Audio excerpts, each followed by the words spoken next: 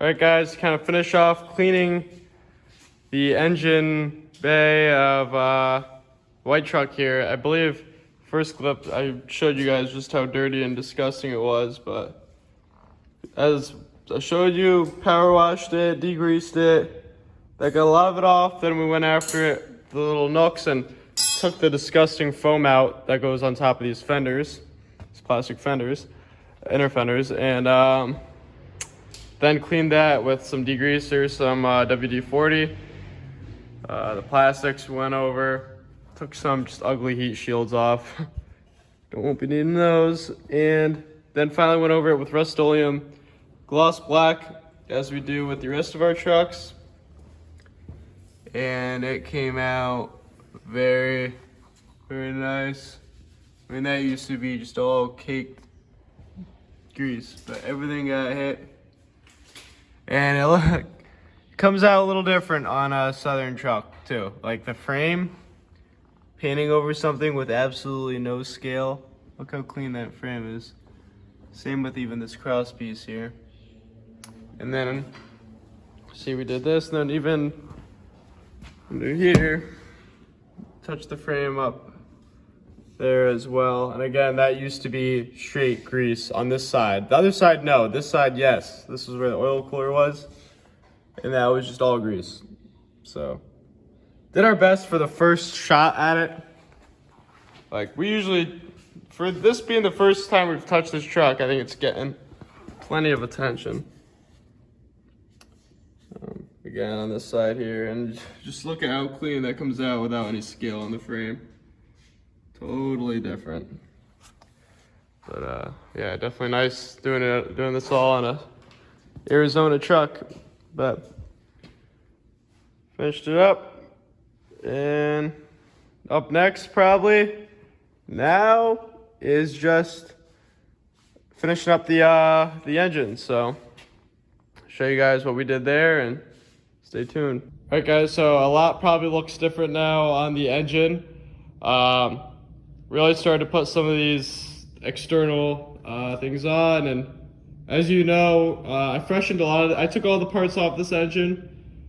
For the stuff that I was going to reuse, I freshened it up, painted it, so you can see manifolds. I did get on here. These were, I wish I recorded what they looked like before. Maybe I did, I don't remember, but they were very, very, very crusty and bad. I'll show you this side too.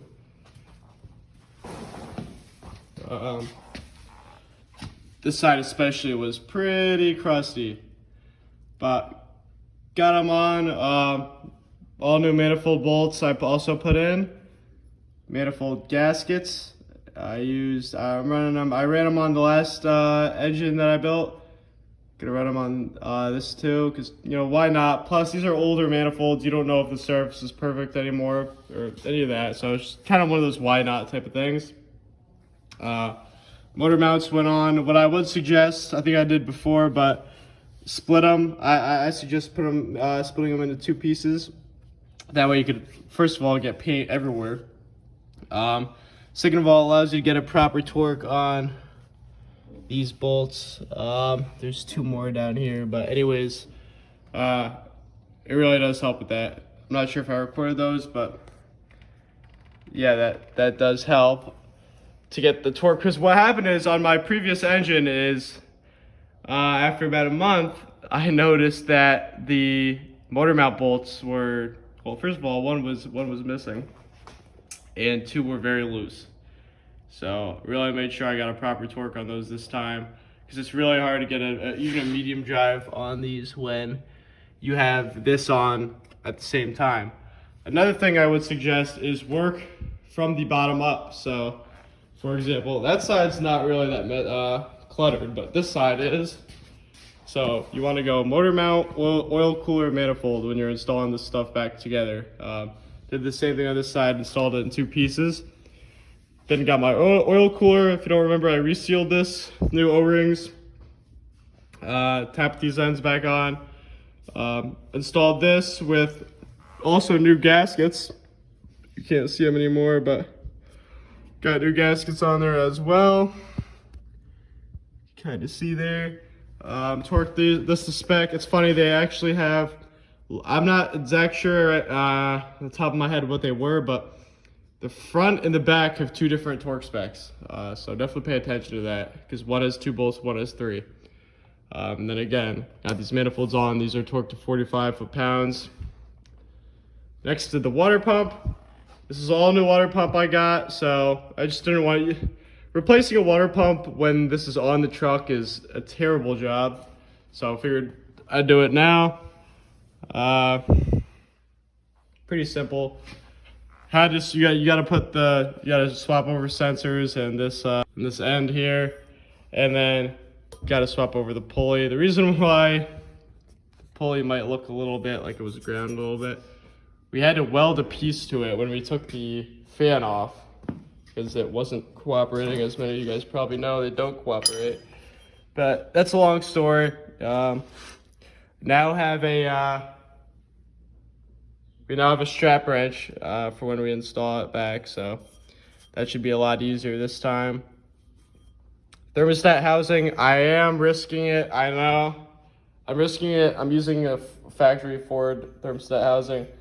I put some Ford RTV underneath it. Hopefully that really does hold up. I even put RTV on these 3 bolts here.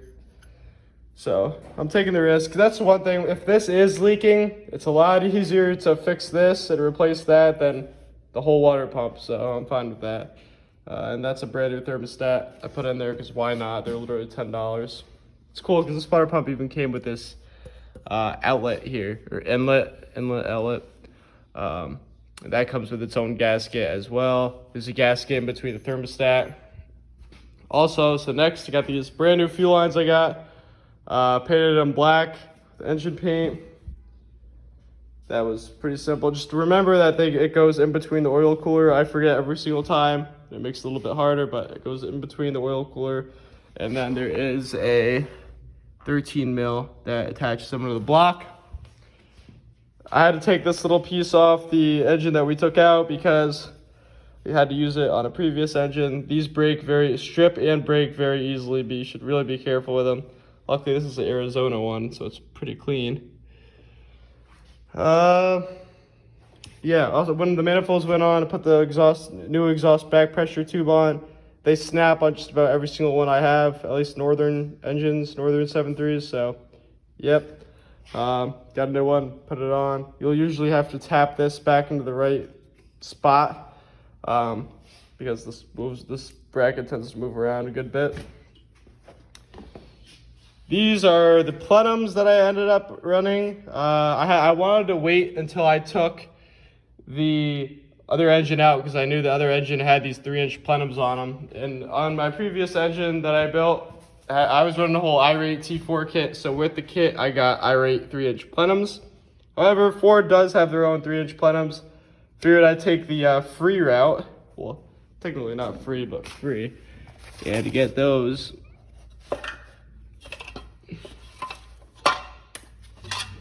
here's a little comparison to the size of the old Plenums. I believe that's a 2-inch versus a 3-inch, so quite the difference. Definitely worth changing them out. Put plenty of Ford RTV on these. You don't want any boost leaks, so definitely did that. And also made sure to swap over the right studs because this used to be an early 99 engine with early 99 harness, and if you plan on running a late 99 harness, the studs are different. So there's like 3 studs now instead of there used to only be 2. There used to never be a stud there. Early 99s don't have this ground or the spider, so just a few things to pay attention to. Freshened up this pedestal here, painted it some engine paint black, torqued these 10 mils down, also put some new O-rings here because it's just something you should do if you have that pedestal apart. Those are common for leaking.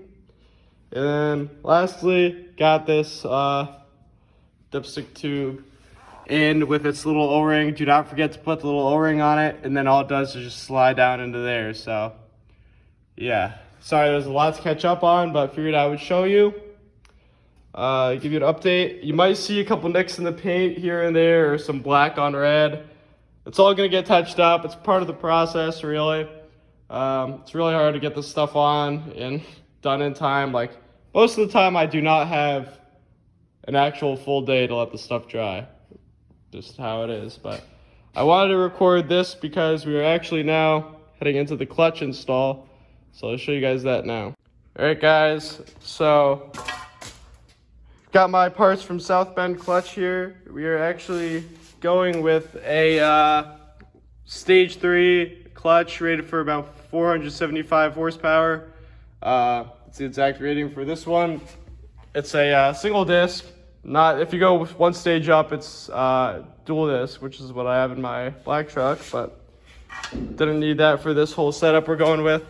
Got this plate, stole it off the other engine that we just pulled out of the weight truck here. Painted that black, freshened it up. So got that on the dowels. You want to make sure you have this on before, and get it ready to put this flywheel on. It's cool they supply you with their own. South Bend supplies you with their own flywheel bolts. So we'll get right into it here. Show you guys the process. All right, got the flywheel on. Pretty self-explanatory. The South Bend one comes with the pilot bearing already in it. Got it on. You gotta get it on that dowel first. Start all the bolts with blue removable Loctite. The way I torqued them, definitely torque them. Even South Bend recommends torque them in a star pattern. Also, make sure you use the bolts they supply. They are different. The heads are a little bigger. They're different. Put it that way.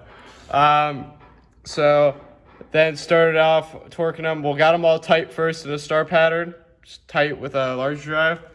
Then I went to 75 foot-pounds, star pattern, 85, then I went to 95. So 3 times. See, I used like some paint on my finger to make sure I knew which ones I torqued because it gets confusing. Because there's 10 of them. So yeah, this was on now. Now gonna get that disc on and the pressure plate on. So I'll show you guys that and tell you guys how I torqued them. So stay tuned. All right guys, so got the pressure plate on. After I put that flywheel on, it was pretty simple from there. You got this alignment tool in and you slide the disc, which is under this pressure plate, so you might be able to see it. The disc goes on one way.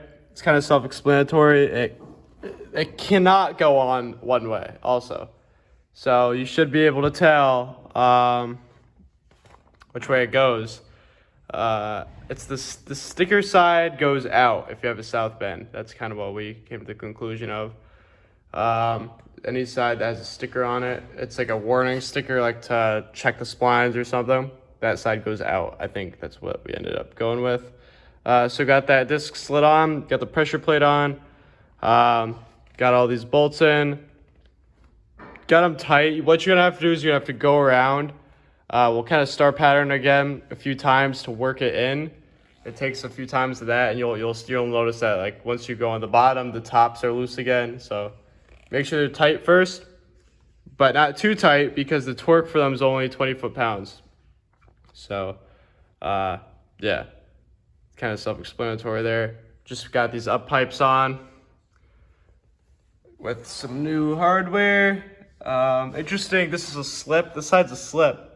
So you can see the paint line, how much it came back down when I tightened the bolts. So that's definitely interesting, but got that on. And now what we're working with actually is, you might remember I had a pedestal on it. I torqued it down and everything. And I was like, once I put these up pipes on, I figured I would test fit the turbo on it. And I realized that with the 3-inch Plenums, you can see the scratching here that I put on it. It just was not working. The housing on that late 99 turbo. And also another thing to notice, look how much bigger the housing is of a late 99 and an early 99. This was an early 99 block. So put the late 99 onto the pedestal that came with this engine, which is an early 99 pedestal, and it was rubbing on this plenum here. It simply did not work. So came to the conclusion that the late 99 one is significantly taller than that early 99 pedestal. So don't get confused. That could have caused a lot of pain, headache, but figured it out. So we're gonna paint this one up and install it onto the engine.